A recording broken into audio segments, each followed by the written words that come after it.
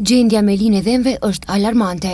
Deri më tani kanë ngordhur nga 7.000 deri në 10.000 dele, janë asgjësuar 40 deri në 50 tufa, ndërsa humbjet financiare janë të mëdha. Çdo ditë shfaqen vatra të reja, ndërsa disa blegtor i dërgojnë kafshët në tregjet e baktive pa e ditur nëse janë të infektuara, duke paraqitur kështu një rrezik shtesë.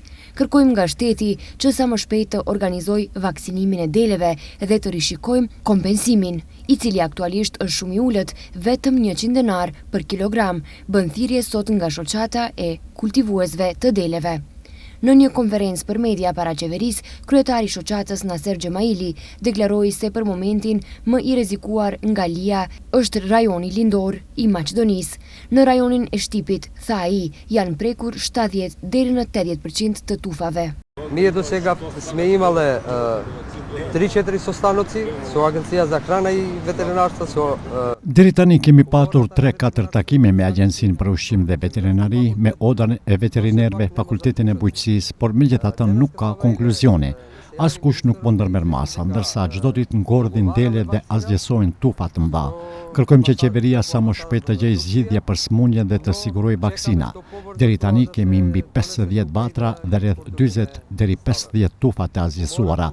Rreth 40 familje kanë mbetur pa bukë në rrugë. Pasmeja janë një numër i madh i njerëzve, tufat e të cilëve janë asgjësuar dhe kërkojmë që sa më shpejt të kompenzohen.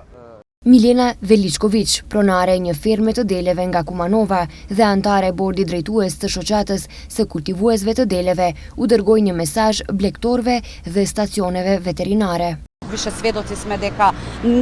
Jemi dëshmitar se diçka nuk shkon në ato organizat lidhur me asgjësimin e tufave dhe zbatimin e vaksinimit. Ku ngec puna le ta sheh qeveria dhe të organizohet. Ne jemi ata që duhet të jemi më të kujdesshëm dhe të respektojmë masat e biosigurisë, të mos sjellim kafshë nga tufat të tjera në tufat tona, kafshë të reja, në mënyrë që të përpiqemi maksimalisht të mbrohemi vetë.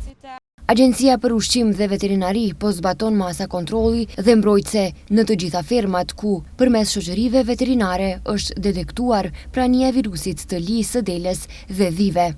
Pas marrjes së informacionit për shfaqjen e sëmundjes nga kafshët merren mostra gjaku dhe strisho për analiza laboratorike.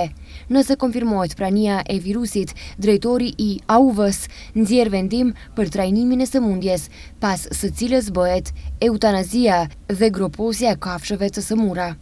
Nga agjencia theksojnë se janë vazhdimisht në terren dhe po monitorojnë situatën. Sa i përket mbrojtjes, AUV tashmë ka dërguar informacion për donacion të vaksinave te Komisioni Evropian dhe Republika e Turqisë, ndërsa është kërkuar ndihmë shtesë edhe nga ekipi ekspert i EUVET-it të Komisionit Evropian. Pas marrjes së përgjigjes lidhur me vaksinimin, parashihet të bëhet testimi i sigurisë dhe pastërtisë së vaksinës, pas së cilës do të fillojë përdorimi i saj.